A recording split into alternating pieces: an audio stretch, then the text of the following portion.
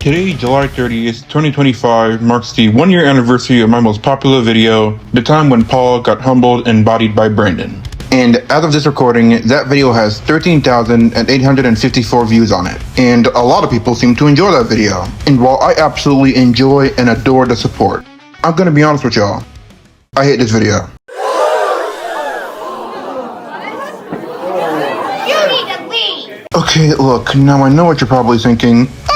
I thought you liked the most popular video. First off, if I'm being honest, I only like 10 videos I've ever made, main channel wise. The second channel is a different story entirely, and I'm not cutting shorts because I don't care. Second, the reason why I'm remaking this video is because, have you watched it? I clearly made it out on a whim, and the quality is ass. The battle starts off with Paul turning out shut it off. And thirdly, I'm a better editor now and have a better mic.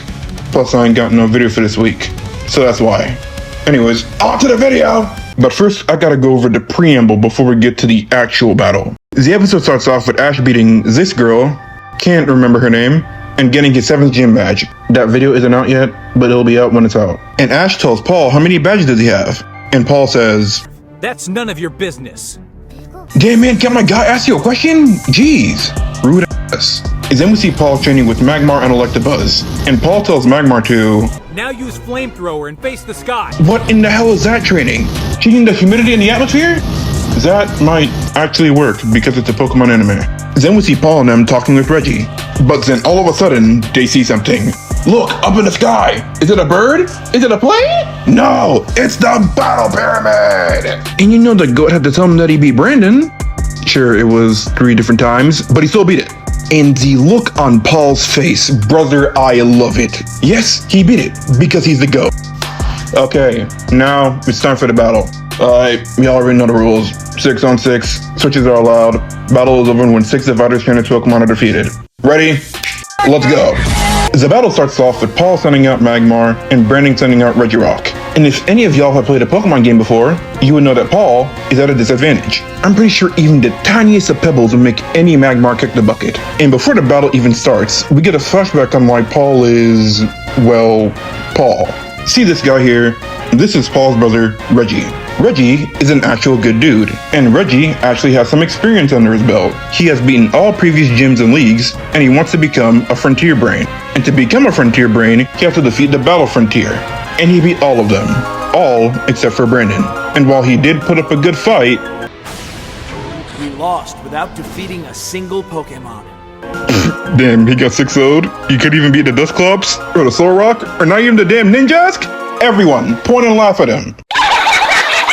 And Paul's reaction is the equivalent of me seeing the Kuma backstory. Still haven't recovered. And Paul is like, I need powerful Pokemon, so I can never lose. And if I do lose, the Pokemon that are using will just be weak, so just use stronger ones! But looking at it now, it's pretty stupid because you weren't the one fighting Brandon. But I'm pretty sure some die-hard, basement dollar, wide-neck, dick-dyed short snake would give me a reason on why Paul's in the right. Anyways, so because Paul's not an idiot, he switches out his Magmar and subs it in for Hariyama. And everybody is like, wait, why would he switch? What is he doing? You see, there's a simple answer to that. He's not an idiot!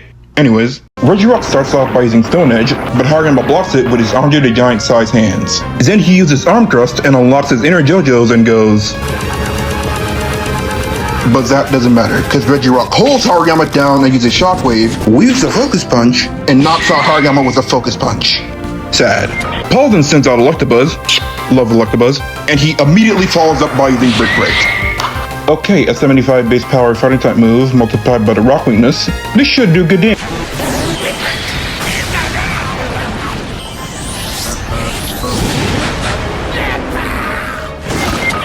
Golly, Electabuzz did not deserve to go out like that. Brandon then decides to switch out Regirock and send in Registeel. I mean, look at him. And Paul, being the competent trainer he is, responds by sending out Magmar. Unlike Ash, who made the conscious decision to choose out of the repertoire of its fire types, he kills the Mon, who lost to a Vigoroth with 1 scratch. No, I'm not letting that go. He took no damage from Slackoth, unless it's Vigoroth is. Torkoal should have not been taken down by one of the weakest moves in the entirety of Pokemon's history. Anyways, Magmar uses Flamethrower on Registeel and it gets engulfed by flames, which looks like it would do big damage. but it does absolutely nothing. Sad. Then Reggie Steel retaliates with an Iron Head, which Magmar tries to block, but gets pushed back and he gets flinched. Double sad. Then Paul switches again and sends out Nidoking and immediately lets it rip like a Beyblade. He uses a super effective burst power, should have been Earthquake, a super effective double kick, could have been any of these other fighting type moves, and a not very effective Thunderbolt. Don't know why he did that. But all that flashiness does not matter, because Nidoking gets taken out with a Flash Cannon and an Iron Head. Triple sad. Then Brandon and Paul have this insane back and forth that y'all need to hear. All right, what's wrong? And here I thought you wanted to beat the man who defeated your brother. The truth is, it's only because you defeated Reggie that my victory over you will have meaning. The challenge you always present to trainers to find their own strength was something my brother wasn't able to do. But I'm not like my brother. My will gives me strength, and now you'll see it firsthand. No! All wrapped up in the past. But why then do you walk the Pokemon path in the first place? Tell me, why do you battle? Damn. That's pretty tough coming from a series directed to kids. Yo. If you like what you're watching and you want to see more of it, hit like and subscribe.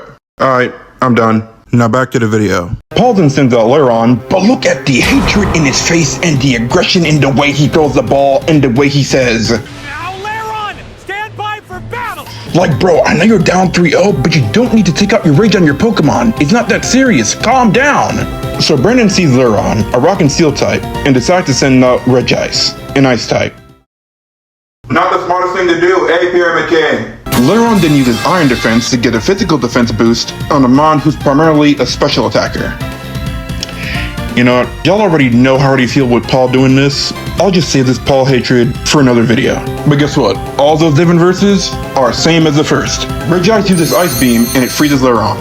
Then Regice fires off a Zap Cannon, which knocks out Leron. Although this victory should not be undermined, because Ice Beam has a 10% chance of freezing its opponent, and Zap Cannon has a 50% chance of hitting its target. Brandon was definitely listening to Devil's Luck to be that lucky. Up in the heat. Hold up your flagons and raise up the sails. Masthead imagine so we take them off our tails. We don't fly off the wagon, we don't leave any yell. And so we go a-tracking with a luck that never fails. BC seems to kick in, but they won't hold the prize. Our tails end as written ones in case we lose our lives. Our fate seems to run amok before stormy skies. So we hope the devil's luck won't cloud our very eyes. Anyways, things aren't looking too good for Paul, as the score is currently 4-0. So with his back against the corner, Paul sends out, Ursaring, stand by for battle! okay, that Leron call out, you can argue about it, but that's rage! Anyways, Ursaring and Regice both clash with each other using Focus Punch and Hammer Arm respectively, which ends up blowing both of them back. Pause. Ursaring then charges up a Focus Blast that legitimately feels like an eternity. This is not DBZ or One Piece. Speaking of anime, Brandon must have been taking notes from JJK, because for some reason he decides to just jump Ursaring. Zap Cannon!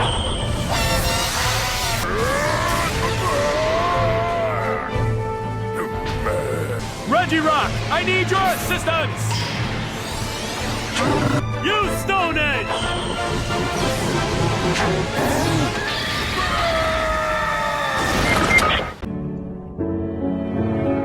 Yeah, Paul, pack it up. You were down 5-0. Not even Arceus himself could turn this around for you.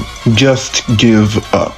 Paul then sends out Magmar, and if you've been counting correctly, this is his last Pokemon. Magmar uses Flamethrower, and as expected, it does absolutely nothing to Regirock. And with one good shockwave to its nervous system, Magmar gets taken down, and Paul receives a very brutal, humbling, and deserving L. Hey, Paul.